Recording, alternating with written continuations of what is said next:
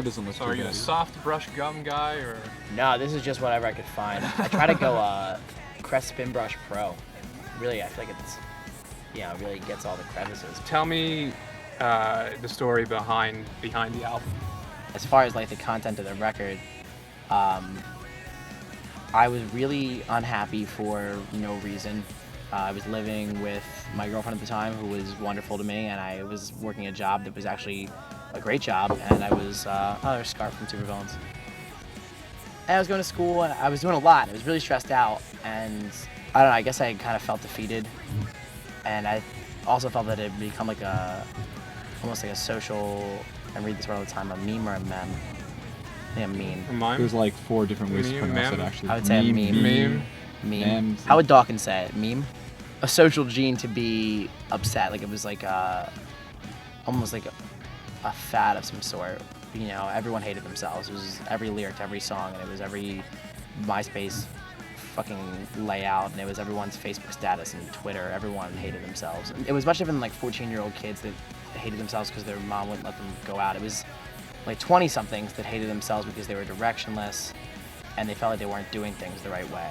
And it was kind of like this thing where they had accepted that, and I was a part of it. I accepted that I was doing things the wrong way, but I was doing almost literally nothing to change that. As I was writing the record, I was writing all these ideas about how I really didn't like myself, and that's what I thought the record was going to be about. It was going to be kind of a sadder record.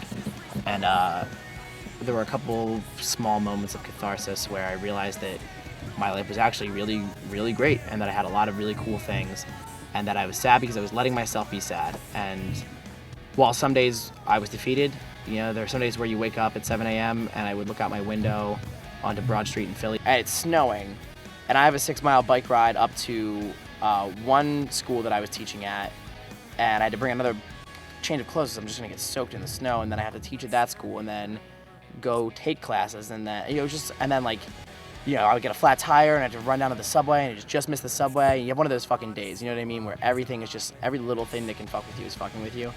And I had a ton of those days, just like every goddamn day. Little things were amounting to a much bigger thing, and I was allowing that to happen. And so the point of the Upsides was a record about the fact that it's really not as bad as I was letting it become. And if I worked actively to stop it from being that bad, then it'll actually start to turn around. And it has. People ask me about the lyric "I'm not sad anymore," which is all over the record.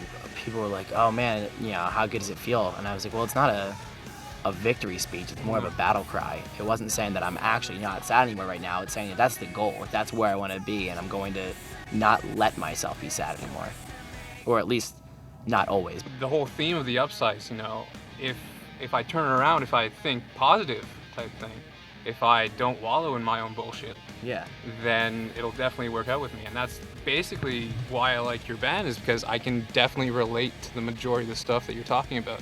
And I think a lot of kids can.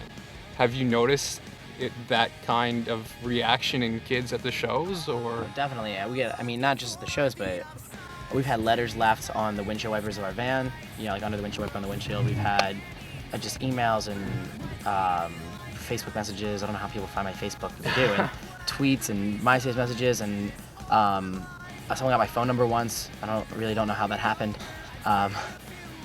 Just to say that thank you, and that the record helped them, and I'm glad it helped them. But it wasn't, I'm not a self-help book. I'm not trained to do this kind of shit. I hope I'm telling people the right things. I'm telling them what I think is the right thing.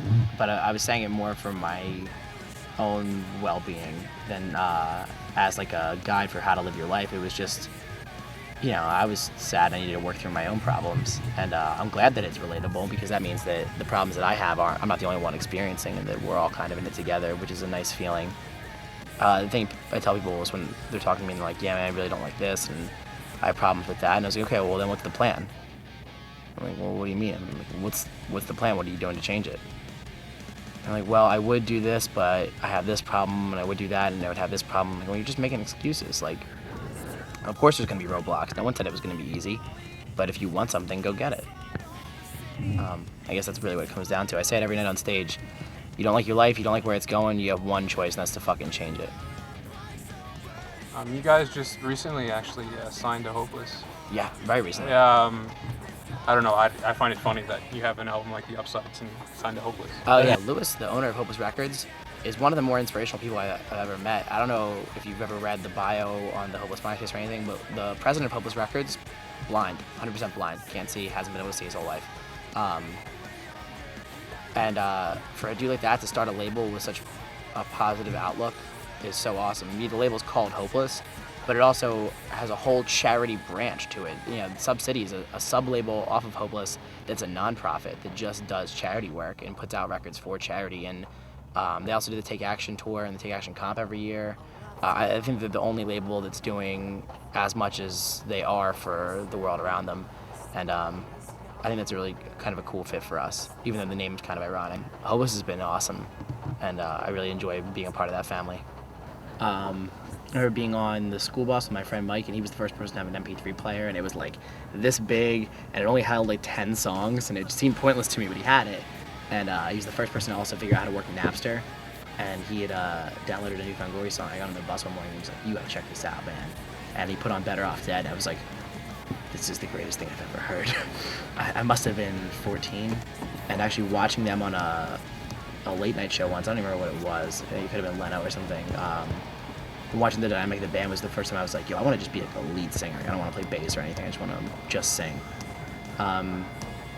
So yeah, obviously New Found Glory and Blink-182 and The Starting Line and the Get Up Kids and the Promise Ring and Saves the Day and Lifetime, Fairweather, the June Spirit, Little League, all those bands had a huge influence on me and what we're doing now. But to be able to tour with New Found Glory is just like unbelievable. I was talking to an old friend recently that the day I met her, which was almost exactly 9 years ago now, she was wearing a New Found Glory t-shirt. And I told her we were going on that tour, and she was like, what would 14-year-old you say? And I was like, I don't think he'd believe me. You guys are in enemy territory a little bit, being from Philadelphia and in Montreal right now. Oh, yeah. I'm sure we're hockey fans over here, and I'm sure you guys are too. Yeah, I mean, Josh is your big hockey fan of my band, but... So sorry for your loss. You know what, it happens. I do have a gift for you guys, though. Okay. It's sort of a peace offering. All right. Got a nice Habs shirt here. I don't know if anybody wants to wear it. Okay. If you're feeling a little kinky. I got this nice Habs thong. Ooh, that might not work. I mean, I'm sure. I shouldn't wear this because the Flyers beat the shit out of me, but we'll deal with it. You know, yeah, just in case one of you, I appreciate it. if you run out of underwear. All right. All right, so. Well, thank you. Well, thank I you. appreciate the thought. And here's the thing. You hate our hockey team, we hate your hockey team. The same thing happens in Detroit. We can all agree on one thing, and that's this.